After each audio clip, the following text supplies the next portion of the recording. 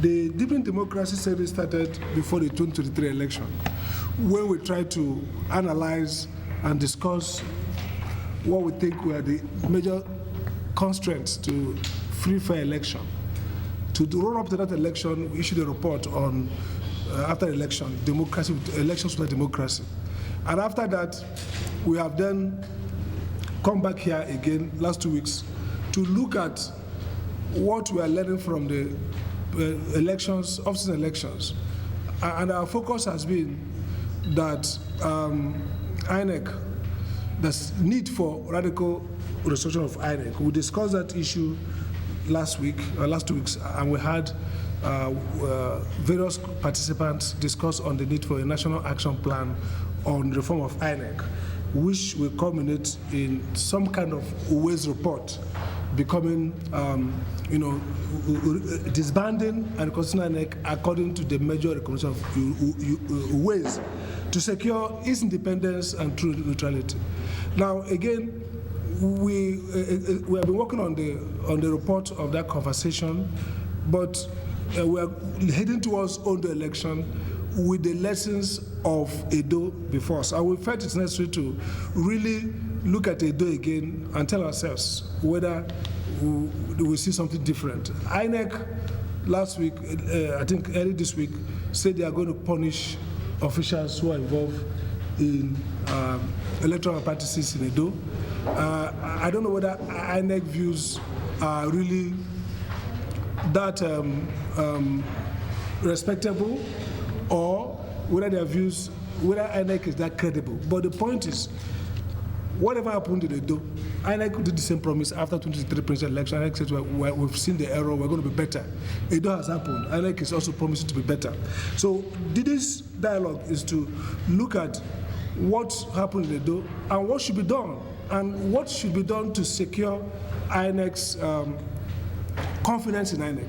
There are 3 points we want to raise, and that's what we brought people who have the knowledge and experience. First is that the confidence in INEC, not just the commissioners, but also the staff, is at the lowest level. And so, in spite of the protests by some of the parties in Edo as to the partisan nature of the parties involved, there is INEC has consistently maintained those conflicted officials. That's number one. Number two is that we are seeing increasing weaponization of the INEC platform. 2 new nominations for National Commissioner and REC has been made. And these are persons who, for example, the National Commissioner, one of the REC has been someone who has been Administrative Secretary in Lagos State, INEC. The story we are getting is that maybe the new government now wants to use NEC officials, directors in NEC, for the new positions. And these are civil servants who are used to obeying, authority, obey the command. That's 1. 2, these are persons who have been part of electoral manipulation for a long period of time. And so it raises question as to, if we don't reconstitute INEC, what kind of INEC are we going to have when most of the officials of INEC, the new commissioners and recs, will be directors and management staff in INEC? So that raises a new challenge, and the political parties are not responding to it. These 2 names are already pending. Some of the persons rumored is somebody who has been REC in Lagos, who has been in Edo during the time of Adam Oshomole, is now being touted as the new national chairman that we appointed of INEC.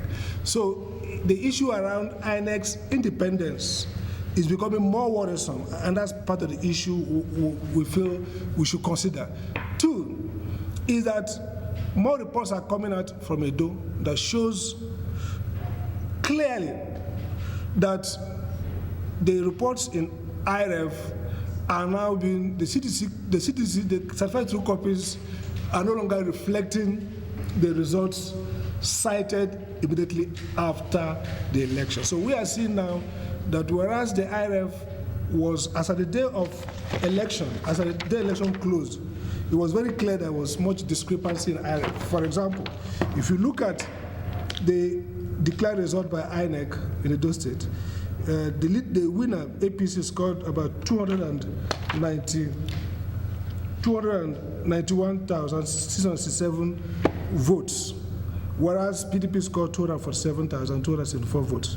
But the IRF showed, after all the results have been entered, including the 3 that were uploaded days after, showed that it was 266,233 votes for APC and 258,162 for PDP. Now, if you look at that reconciliation, the margin of the difference in IRF was about 8,000 votes, where the difference in, as declared by INEC, was 44,000 votes. Now, if you look again, some of the votes that ought to be cancelled, those who are voting and those not certified by proper accreditation, that margin totally wiped off, at least without any further allegation. It should require some kind of rerun for those areas. Okay. So the point is this, that even today, those who have applied for CTC, what they're being certified to is different from what is already in the IRF. Now the question for us is, how should the court, 2 points now, election has been declared, winner, loser has emerged. How should the courts respond to these alleged absurdities and abnormalities? That's very important. Now, if you look at the past, not much hope we have. But some of us are of the view that, considering the terrain we are entering and the fact that we are seeing increasing loss of confidence in the electoral system, we are seeing also the fact that INEC is getting worse, almost more criminal in their undertaking. How should the courts now respond? Because there are 3 levels. The first level is the level of INEC management of elections. The second level is the level of judicial management of dispute. And so 3 issues that we have looked at. We have looked at all the cases that have gone ahead, and we see 3 problems. First is the issue around uploading of front-loading of petition, which requires that within 21 days, anybody who wants to file a case should file the case, and you must upload the witnesses you want to use for the evidence. Now, what has happened is that INEC, of course, expectedly, some of the officials whose testimony will be necessary are not willing to upload statements before them. So we've seen that in the Kogit's case and several other cases. That's number 1 challenge. The second challenge is, how should the courts view clear evidence of manipulation on the record? So if, for example, the IRF at a particular time showed a particular result, and now later the CTC certified true copy of the result is different from what was uploaded as at the time election was completed, and even different from what was declared as result, how should the court look at all this evidence? So this is important for us, because we are now entering a period where there's greater desperation, and the country is divided, confused. Poverty, the issues around the economic crisis, the conflicts, terror, violence. The Abuja School believes that deepening democracy will require 3 major steps. First is disbanding INEC, we've said that before, and creating a new INEC. It has a lot of risk, a lot of uncertainty. We can discuss that. 2 is that we must take away the incentive for politicians to try to rig elections, because they know that they can get the full benefit of that enterprise, because courts, the judiciary, will not go far to reverse it. And thirdly, we say that you must have a system of electoral management that is clear, transparent, where results can be determined and the clarity of those results are established, so that everybody knows who has won. So not the one that you go back and wait for INEC to finally give you the result, and then when the INEC issues it, the certified true copy is different from what you saw on election day. So these are the 3 issues we are raising, and these are important for us because of the fact that we are now run down to constitute the new INEC. And from the appointments that we have seen so far, it looks like the new strategy is going to be more dangerous. The previous strategy is to appoint partisan politicians. The new strategy is to appoint faceless INEC staffers whose loyalty has been guaranteed over time, who have no incentive to be independent because they've been part of managing corrupt INEC. So we want to bring it on board to discuss that.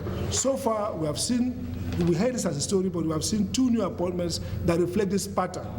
And the idea here is that the next INEC commissioners and chairman would be either former directors of INEC or serving INEC management staff who has been trusted along the line in delivering these long cases of manipulated election. And so I would think at this point there's need for the leading politicians to come on board on a real conversation.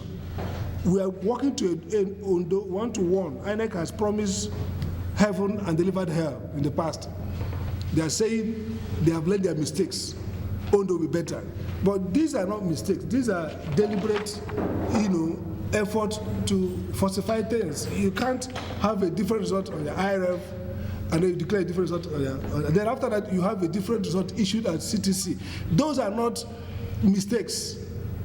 If it was logistic, that's mistake. Those appear as strategic, deliberate, institutional manipulation. And so what are the strategy for INEC to correct these errors in Ondo as they are promising? Yesterday, I think the Peace Committee has gone to go to the rituals of peace again. I think either they did it today or I think it's today they're doing it, but they traveled yesterday. Bishop Kuka called me when he was going. Now, after all this routine, we'll come back and have another press conference on Ondo because the very structure of this manipulation is still there. So this is really why Abuja School thinks that we continue this conversation to create a national action plan. And let me say it clear. If you don't do justice in a Edo case that's glaring, there's no guarantee that there will be justice in Ondo or justice in 2024. I'm happy that some of the people who observed these elections are here. There's no doubt about the data is clear. There was high-level manipulation of those results. Let's not forget the vote buying or the printing of result sheets. Even the results declared are different from the ones available now. The ones on the IRF were different from the ones declared. Many of the places where there are double, double vote, overvoting, that ought to have been cancelled, have now been rectified in the CTC of the results. That's not the way to run it. So that's the essence of our continuous conversation we started last 2 weeks. We focus mostly on how to change INEC. I now want to bring in the dimension that INEC is now being reconstituted again, step by step with these new appointments. While we're talking about disbanding and reconstituting, they have started appointing, and the new strategy is to appoint staffers, former directors, people who have no profile. So you can't even say they are partisan, but people who have been programmed to continue the existing process. And that, I think, is a danger. I think that's my intro for this conversation. So what we want to do is that we want to look at the various dimensions of this crisis. The ultimate idea is what can we do practically to change the direction and the narratives of this of electoral reform in Nigeria. And last point is that I'm afraid with what's going on in the country today and our neighbors in West Africa, it seems that we don't have much luxury to wave away concerns for 2023 election, 2027 election. And again, we saw what happened in 2007. As soon as the election tribunal, Supreme Court finished the issue, mechanism was put in place mainly for electoral reform. But this time around, somehow there is a silence among all the little political parties around electoral reform. Is it a good or bad omen? That's really the problem. Is it that we trust that the institution will work itself out clear, or is it that the politicians no longer care about electoral reform? That's the point. How are you? Welcome. Austin, I know you're first going to ask yourself, why should collection of results really happen in West Africa? Results are completed at the polling units. Yeah. That's the voting. you sign off. Why have agents? Agents are there. They sign the result and upload. If I was a judicial officer and you bring me a result from the polling unit and you bring me a result collated, I would discount the collected results. Because the essence of electoral jurisprudence is to enable the voters vote. So why is that Nigerian judges now empower bureaucrats? So what we are doing now is transferring power from citizens to bureaucrats in INEC, the so-called staff, INEC staff and officials, to now decide result. So see what happened in Edo, for example. Once the data was uploaded, then they start coalition, and they start fighting. That's the reason why the governor could storm into the place. That's the reason why they could drag the governor out. Why would anybody storm into the place if the results that are released real time on the IRF and the world can access it? Look at it. We talk about US election, they conceded. Why would you concede? As the votes are arriving, the ballots are being declared, the leads are being noted. People are seeing that, okay, as they are counting the thing, people are already knowing that this is what the person has. So there's nothing like after the whole thing has been done. Then you wait for INEC officials to take the one by one and accept. Someone will not say, this is what is not good, throw it away. Someone will not use bio. I can show you now, there's some of the results I have here are mutilated. Maybe 50, they will add 2 to 50, become 250. They sign name. 10 or 0 or 5, they'll add 1 and 1 here. It becomes 150, 51. So the question is, can we accept all this? And are we sure that we can come out of this? It's good to be pessimistic, this will not work, but at the same time, the consequence, because I've heard politicians say that they now know what to do. So first, we're going to see violence increase.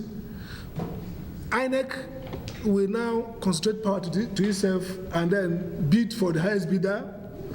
So, and that's what deceives people. So when the ruling party is defeated in one election, people have hope. So it's like tantalizing. They give you something to make you have hope that it's possible. Then you double your effort. So we are coming to a point where I think it's actually easy to reform this if there could be national consensus. For example, I agree with you. Even if we leave the constitutional amendment of changing INEC appointment and focus on procedure. Now, why should Electoral Act not be radical and clear enough to provide a simple way that once results have been votes have been counted at the polling unit and signed off and uploaded, that's the result INEC will use, the courts will use. And make it clear that the courts can accept evidence from anywhere. Now, you restrict it, you not say that before you get an evidence, even subpoenaed evidence, you must have front-loaded that statement before. At the time you are filing the claim. 21 days is what you have. In that 21 days, INEC will stonewall, not give you access to any document. You get a court order. We saw in this Edo case. They were writing every day. We've got a court order. INEC will not comply. Maybe last minute, 2 days. Then you rush the application, submit. Then you build evidence, and the court says, those evidence, they are true, but you should have front-loaded the statement of that witness the first day you are filing this case. So I think that MBS met yesterday, NEC. Afraid I couldn't get a flight. I had a ticket, I have no flight. I was supposed to be there as a member of a leader of one of the sections, one of the committees. And the point is that, is it now time that the legal practitioner will not say, there are 2 stages. Yes, we don't want to judicialize the election, but at the same time, the essence of judicial review is that judges themselves must now be able to stay apart from this conspiracy and try to push through the reform by saying, at our own end, this is justice. We'll look at the real results, real time.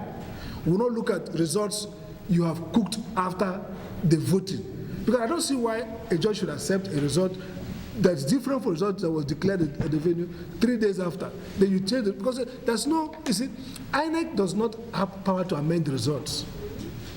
The power given to INEC under Section 67 or so is the act to reject results that were not in line with the voting. Yes. Okay, so that's where there's complication. Yeah. In fact, there's some problems. Using Edo now, it's okay. What happened in Edo? how can we avoid it? What lessons flow from it?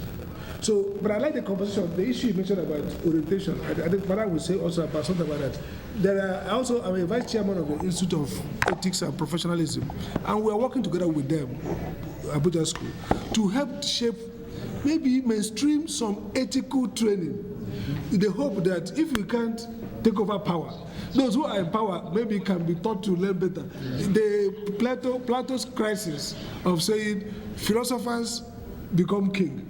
But if philosophers cannot be king, maybe we can make philosophers out of kings. So it didn't work in Athens. I don't know whether it will work here. But the idea is, if we can't take power, if we can't, how you're talking about getting people who would deliver at the local level.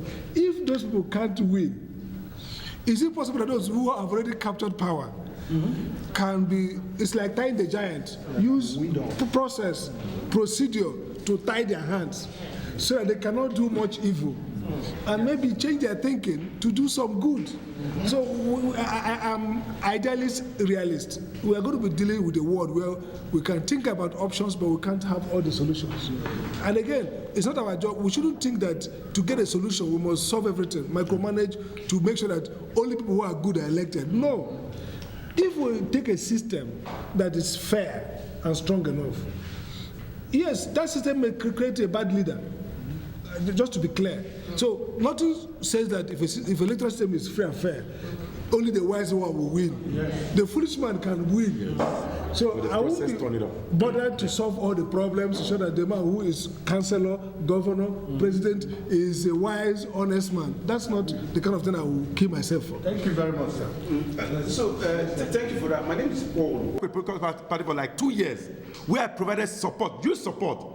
But at the end of the day, it ended up nothing. Political parties has a clause in their constitution that talked about waiver. Yeah. If you come today, they will put you in. Yeah. So there are political party in all essence, with all due respect, is the weakest link. The weakest. But meanwhile, elsewhere, the US, the UK, and all of the political parties, the strongest. So what method can we use? See, my brother, if you focus on strengthening citizens, which is good, the faith of citizens has been lost. Even you in this room, many of us in this room. Truly, how many of us voted in the 2023 election? It starts from this room, maybe 2 or 3 or 4. No, I'm just saying maybe 2 or 3 or 4. I'm not saying. We can. If you want us to take statistics, we'll take in this room. Of course, I didn't vote because my poll worked. But what I'm saying is, essence is this: there's a trust deficit. System has failed the people. And until you re-echo that systemic decay to upscale the zeal of the people, if you criminalize vote, people will come and vote and tear the ballot paper and put it inside the ballot paper, ballot box, and waste it because of the anger.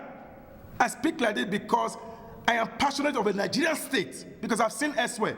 And to end it, with all due respect, back to the political party poll agent, we can take lead from Ghana. Ghana has minimum 78% of turnout of voters. System trust. People will turn out to vote if they know that the system will produce the outcome. Otherwise, people won't turn out. Thank you. Okay, let me make this point before I round up. We shouldn't lose faith in solving problems.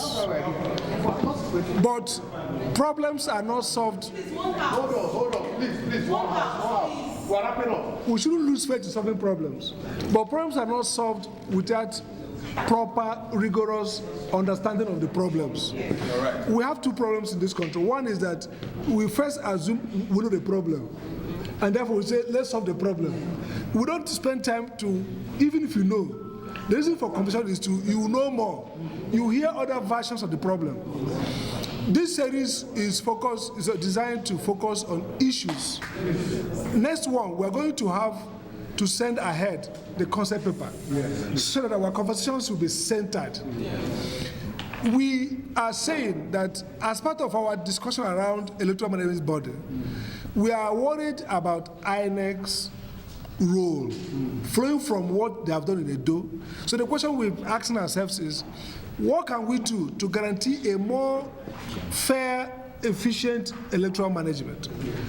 We have said that you cannot have INEC appointed by the president executive and expect that they're going to be that independent. Now we are seeing an emerging trend where INEC is now, new INEC will be probably made up of directors, ex-directors, civil servants who have worked in INEC. And that poses more danger. We've seen the two nominations. We are hearing the story that one of the former REC at Lagos, Edo, is going to be the chairman. Now, what we are seeing is a complete takeover of the electoral management body in a way that you can't even guarantee any procedure. That's number one. Number two is that we are saying that, like somebody said here, that we should pay more attention to the procedure of electoral management. Make it more participatory, clear, nothing is left for chance. And the ultimate is that results will be declared of the polling unit, transferred electronically, and we know, and we should use collection as a procedure to subvert real results that are harvested at the polling unit. Now, Edo election tells us, now we have seen that the Edo result was declared with result different from IREF. IREF had about 8,000 difference. The result declared was about 42,000 difference. Now, it means that at the minimum, there was no clear winner with all the overvoting, all the results that should have been cancelled. Two, even now, the results from the IREF and the certified true copies are different results. So the question then is, if results are declared and uploaded, and then the certified true copy request is different, how should we ensure that this new slippery slope of incredible results, look at where we're coming from. 2019, you mentioned it, issue was server. 2033, issue was IREF was shut down. Nobody has told us why it was shut. In 2024 with Edo, we are still talking about results being different, posted different results, declared different results, and now tendering different results. So the view of the Abuja school is that the courts now, INEC has done their job in Edo, we are now before the court. How should the judiciary manage this? And it's very clear that the court should have, somebody mentioned the issue about activism, the court should have the courage to reject results that show clear that they are manipulated. The court may not pronounce a winner. The court can remand those results to INEC to take consequential action. Look, I like the word somebody used here. He talked about judicial deterrence.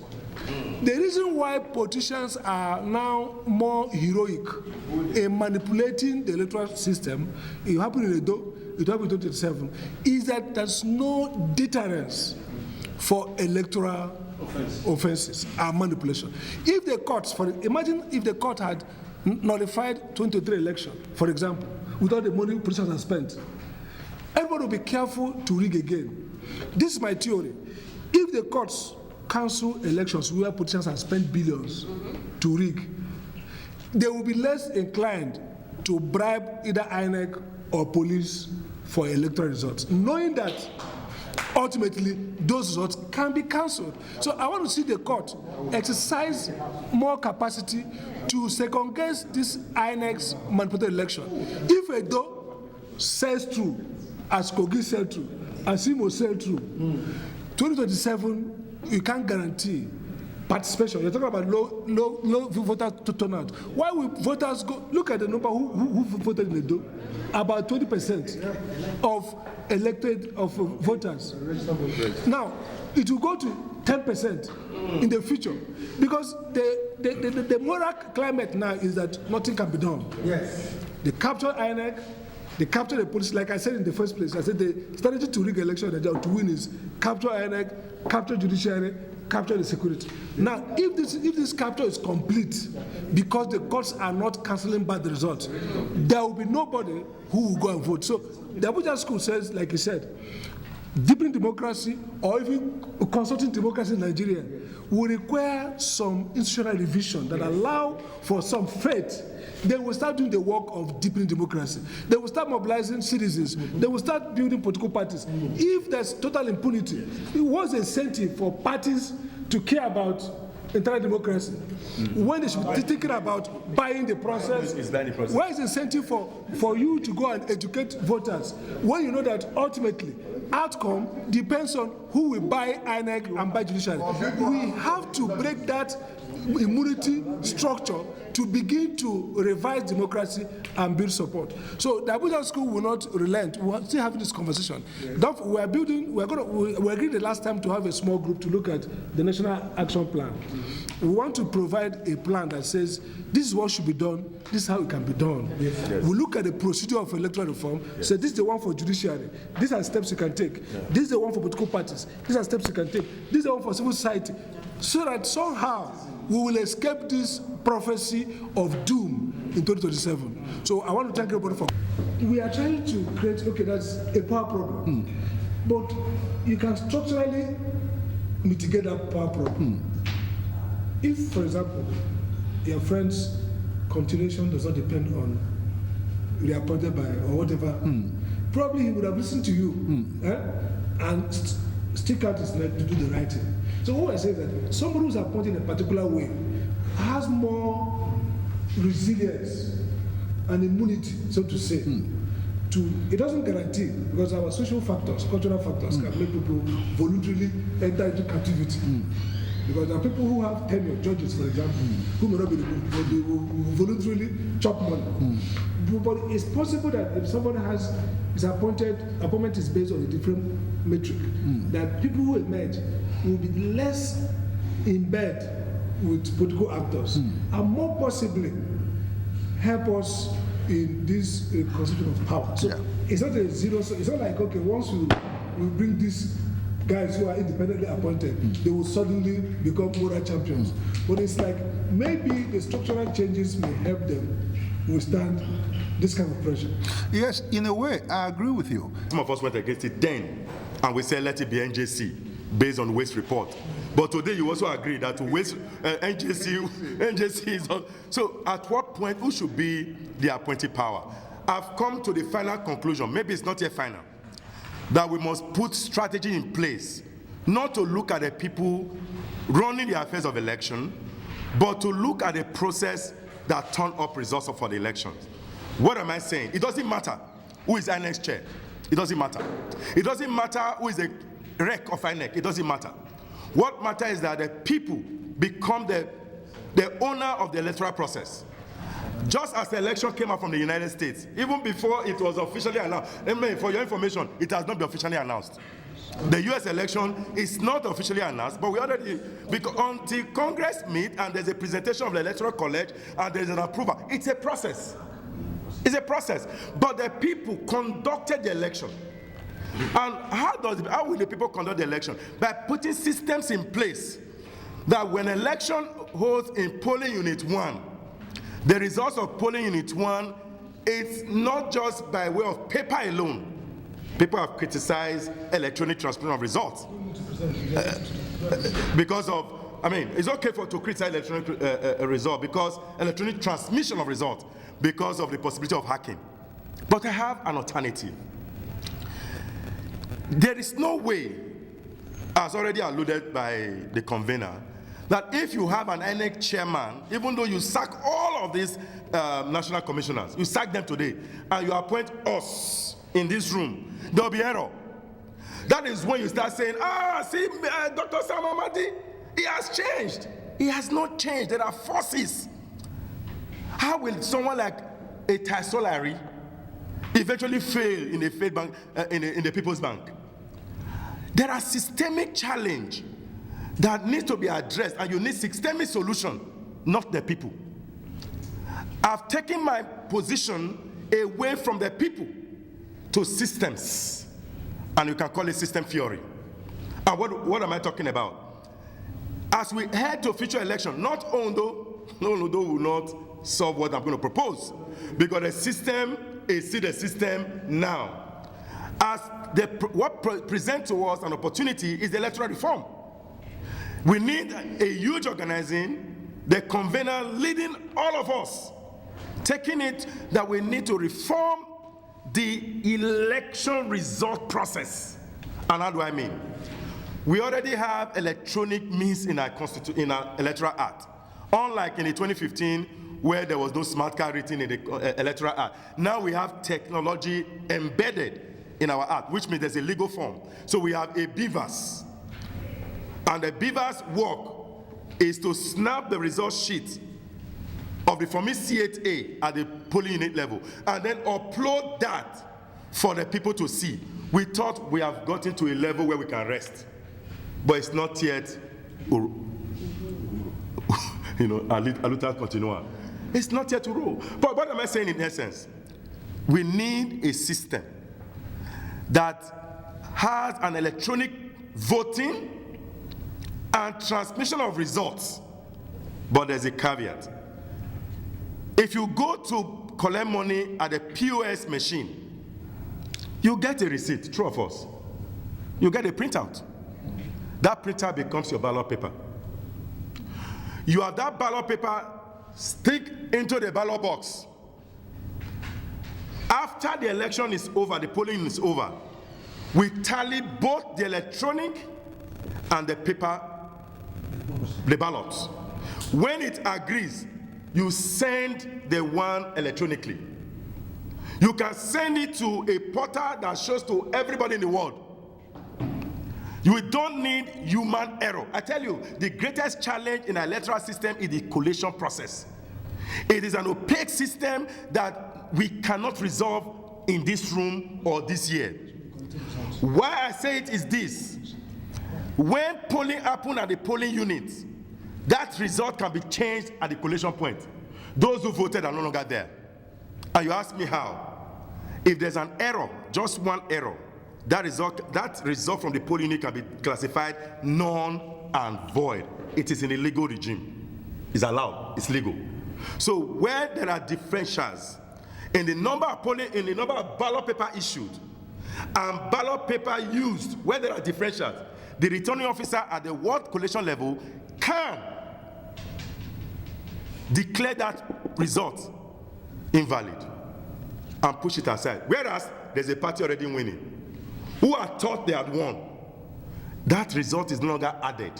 There's another side of it. Today, INEC has actually dropped some, I don't want to speak about some legal issues around the CTC done by our friend, but it's also that there are evidence that suggests that INEC had downloaded or removed certain results on the IRF, make some correction and uploaded it. It is not the first time. It happened in Edo 2020. It happened in Edo 2024. It happened in Edo 2024. So you just go, because there is no system in place or no policy in place to check what can be removed and re-uploaded. If we don't put those in place, we are going nowhere. But I'm not even asking for that processes now. Let's forget about that process. Get the results and the polling unit, hard copy, collect, normal collation, APC, PDP, ABGA, Labour, do all the collation, go on the electronic one and do your tabulation. It electronically tabulates. And when that is done, you press the send in the presence of everybody, recognizing that the result sheet from EC8A agrees with what is to be sent, and you snap and you have a valid result. So the one, no error of manipulation, no error of tabulation. It will reduce the cost that we spend on elections. Let me quickly give you a metaphor before I move on. In 2019 election, of course, 2023 election, you can do the math. Particularly 2019 election, there were over 80 million registered voters. And INEC will usually print over 80 million, let's say 100 million. And those ballot papers are currency level ballot papers with some features, security features because of theft or manipulation and all of that. If you look at the results of the 2019 election, the total number of people who voted, cancelled, rejected, were less than 30 million. In all essence, we burnt about 70 million ballot papers. Imagine that one ballot paper costs 10 naira. Do the maths. We literally burnt 10 naira times 70 million sheets. Whereas this country is suffering educationally, health-wise, and all sectors. And yet we spend huge amount of money on an election that is disputed. We've got to reduce the cost of election. We've got to make the process in a way that is seamless. We've got to have a dashboard that tells us who is winning. We don't have to rely on one individual called returning officer or scope at the state level who determine the cost of all our voting. At the end of the day, sir, we would have reduced judicial impunity, in which case, like Jonathan said, that the people no longer vote. The judiciaries are not the one voting. We have seen that again and again. We must find a way. I've already proposed. I know my proposal will have some defects, but strengthening it will matter for us as we begin to go ahead. I so rest my case. Thank you very much.